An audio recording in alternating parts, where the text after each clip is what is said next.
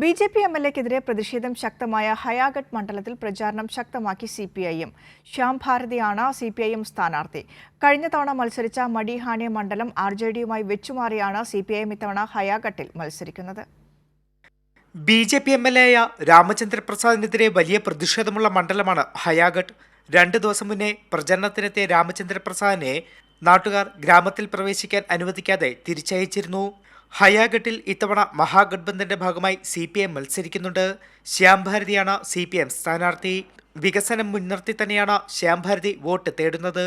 हायाघाट में मुख्य रूप से पेपर मिल का मुद्दा है। पेपर मिल लगभग 20 वर्षों से बंद है कि यहाँ रोजगार नहीं है। एक भी कल कारखाने खुले नहीं, पुराने जो कल कारखाने थे वो चालू नहीं हुए, तो रोजगार कहाँ से मिलेगा।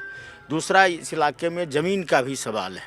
तो अभी इंडिया गठबंधन ने कहा है जो हमारी सरकार बनेगी तो हम 5 डिसमिल भूमिहीनों को ज़मीन देंगे.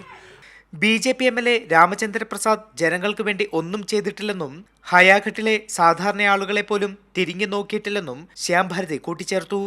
പ്രശാന്ത് കിഷോറിന്റെ ജൻസൂരജ് പാർട്ടി സ്ഥാനാർത്ഥിയായി മത്സരിക്കുന്നത് പ്രതിഭ സിംഗാണ്. വികസനം തന്നെയാണ് ഹയാഘട്ട് മണ്ഡലത്തിലെ ഏറ്റവും പ്രധാനപ്പെട്ട വിഷയം.